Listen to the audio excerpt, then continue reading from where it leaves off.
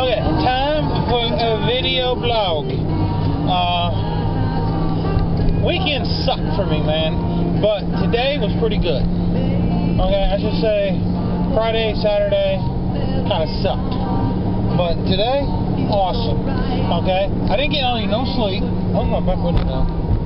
Okay, I didn't really get no sleep between Saturday night and Sunday. Actually, I don't know. So I got like 4 hours of sleep. I get up today and I'm like, holy crap, I'm tired. But I'm like, okay, but I have to go to church. So I go meet Sarah and Corey over at Sarah's house.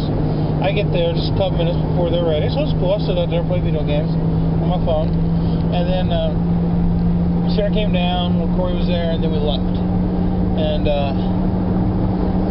I think it was the most unenergetic I've ever seen Sarah. It was really funny, kind of cute, because she was so tired. Normally she's so hyper energetic. It's awesome. But yeah, she was so tired. But it was great. So we go to church. We picked up this guy. Arsham is his name. Cool guy. And then we go to church. And it's funny because Sarah finally wakes up and we're going out there. And we get out and where we're going. And she's like tour guide. So she goes, and over here to the right is where we could do this. And then over here to the left is Claire's house. And over here to and it was really funny. It was kind of cute. But, yeah, really fun people. I really enjoyed hanging around with Sarah and Claire. You know what? I got this theory that if you want to be a better person, then hang around better people. Okay? That's why I like hanging around with Josie, because she's a good person. And it makes me a better person. So if I hang out with people like Sarah and Corey, then they're like really into God and stuff. They're, so I'm more likely to be into that stuff because, it's like learning by example, okay? I think they set a pretty good example. So, but anyway, so we go to the church, and Sarah's dad, Gary, is doing like a guest preaching thing, I guess you call it. And he was talking about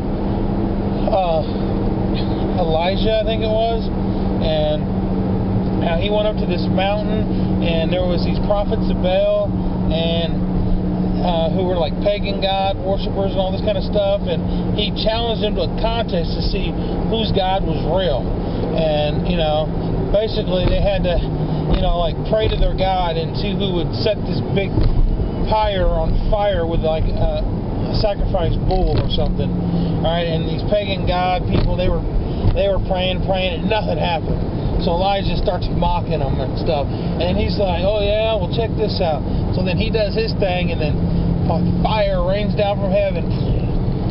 Awesome. I mean, Elijah was like cool with God, okay? That's one way I'm taking it. He was really cool with God. So yeah, because he just prayed to God, hey, will you set this aflame? And guess what? A flame it was. Alright? I'm like, holy crap, that's cool.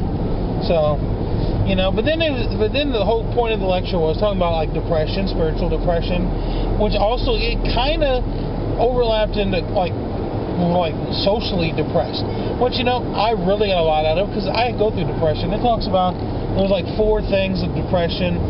The first one is expectations. We get depressed because we set expectations, and then when those expectations aren't met, we that puts us in a depressed state, okay? And then one of the next thing was like exhaustion, okay? When we're really exhausted, we tend to be more depressed. Well, okay. When I set expectations, like I want to get my bills set, I want to do this, I want to do this, and I don't get enough sleep, bam, I'm tired, exhausted, my expectations that I was trying to accomplish wasn't done. Setting up for depression. And then there was isolation is another one. Okay? People, when they get depressed, they tend to want to be by themselves. Okay? And you never need someone more in your life, like a friend, than when you are on the road for like a depression.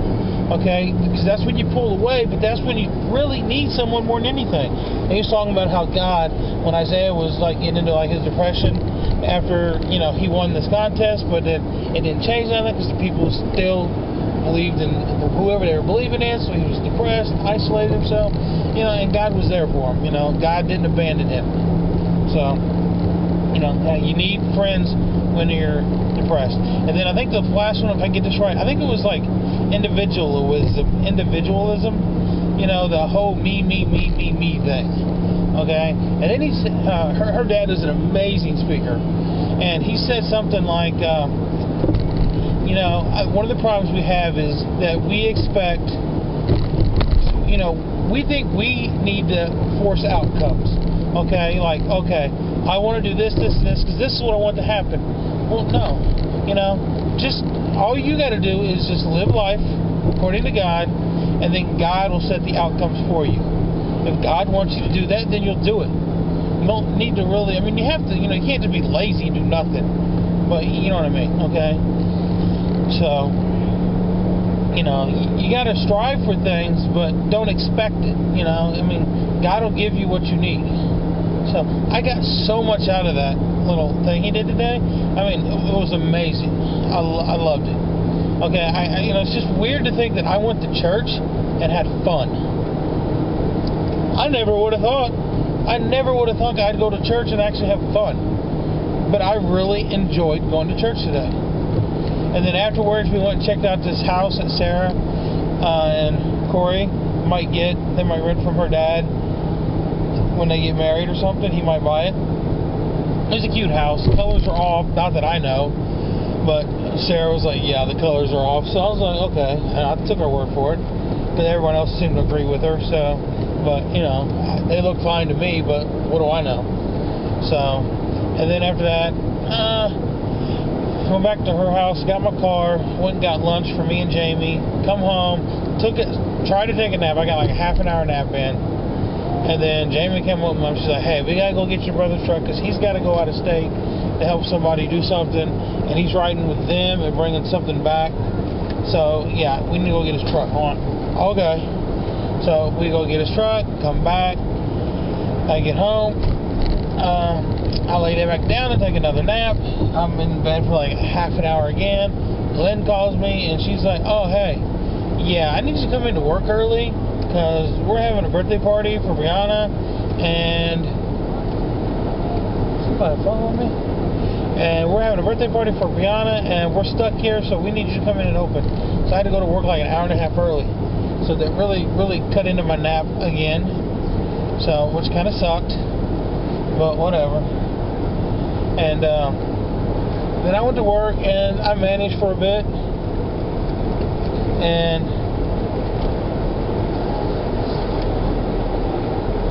okay, it's my neighbors. I was like, man, who was following me? So anyway, yeah, so I ended up going to work. Work was okay. I managed for a bit, then I drove for a bit, then I took a nap for a bit. I probably got about a 45-minute nap in. Then I went back in and worked some more and come home. Pretty awesome night, really. A little disappointed. I haven't talked to Sarah Anderson in like forever. I'm hoping she's just busy. I don't think I've done anything to make her mad, but who knows. I did tell her that I had a dream that I married her. Yeah, that probably freaked her out. So, but hey. It wasn't like nothing happened in the dream. I just had a dream I married her. But, that's me, foot in mouth. If it's possible, I will put my foot in my mouth. And so, anyway, I'm home. I'm going to go in. Talk to y'all later. God bless you. Good night.